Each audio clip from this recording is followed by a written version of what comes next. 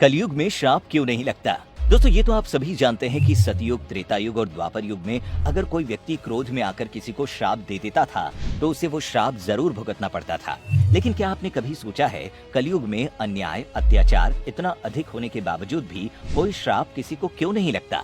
दरअसल सतयुग, द्वापर और त्रेता युग में सिर्फ ऋषि तपस्वियों के पास ही नहीं बल्कि आम इंसान भी अच्छे कर्म करके और घोर तपस्या करके शक्तियां प्राप्ति कर लेते थे, जिससे वो दूसरों का भला करके दुष्टों का नाश कर सकें, क्योंकि ऐसे लोग साफ मन के पुण्य करने वाले होते थे। लेकिन कलयुग में ऐसा कोई नहीं है जिसने सिर्फ पुण्य ही किए हो, जिसके मन में कोई छल न हो और जो हमेशा दूसरों की भलाई चाहता हो। यानी कि श्राप देने वाले ने भी कभी न कभी कोई न कोई पाप किया होगा जिसकी वजह से उसका दिया श्राप लगेगा, लेकिन उसका असर इतना धीरे होगा कि लोगों को यही लगेगा कि श्राप का असर कलयुग में नहीं होता है। इतना ही नहीं, पहले अगर लोगों के पास शक्तियां होती थी तो उन्हें इस बात का ज्ञान भी रहता था कि अगर उनका दिया आशीर्वाद किसी के लिए वरदान होता है तो उनके दिए गए श्राप की आग में व्यक्ति को जलना भी पड़ता है।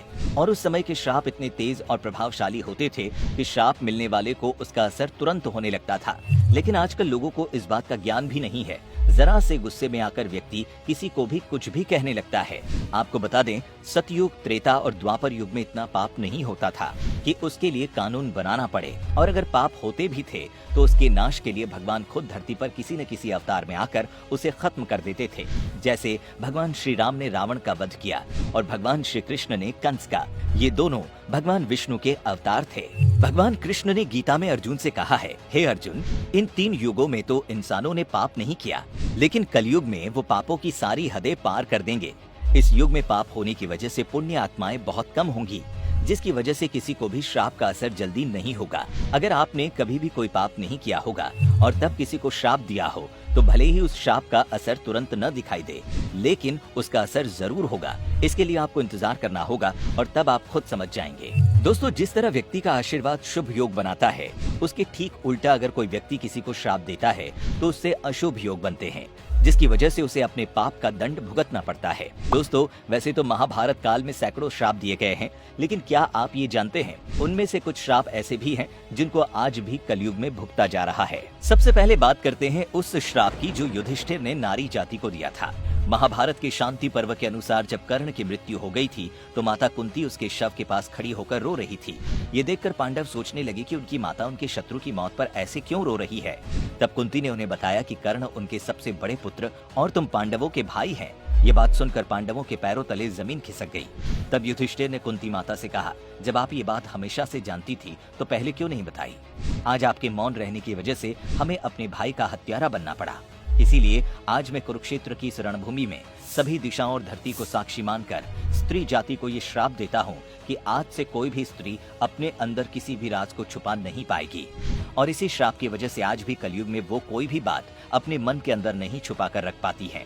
दूसरा श्राप वो है जो श्रृंगी ऋषि ने परीक्षित को दिया था। एक पौराणिक कथा की माने तो स्वर्ग जाने से पहले पांडवों और द्रौपदी ने सारा राज्य अभिमन्यु के पुत्र परीक्षित के हाथों में सौंप दिया था। राजा परीक्षित के राज्य में हस्तिनापुर की प्रजा काफी खुश थी।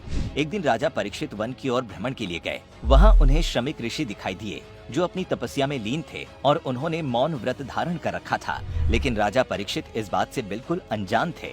उन्होंने कई बार ऋषि श्रमिक को आवाज दी, लेकिन तपस्या में होने की वजह से उन्होंने जवाब नहीं दिया। ये देखकर राजा को बहुत गुस्सा आया और उन्हें ऋषि के गले में पास में पड़ा मरा हुआ सांप उनके गले में डाल दिया।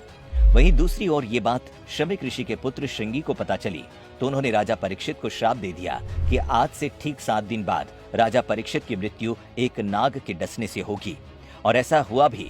7 दिन बाद राजा परीक्षित की मृत्यु हो गई और इन्हीं की मृत्यु के बाद ही कलयुग की शुरुआत हुई, क्योंकि उनके रहते कलयुग अपने पैर नहीं पसार सकता था। इसी के फलस्वरूप हम सभी आज इस कलयुग को भुगत रहे हैं। आपको ये वीडियो कैसा लगा हमें जरूर बताएं और साथ ही अपने सवाल हमें कमेंट करके पूछना न भूलें।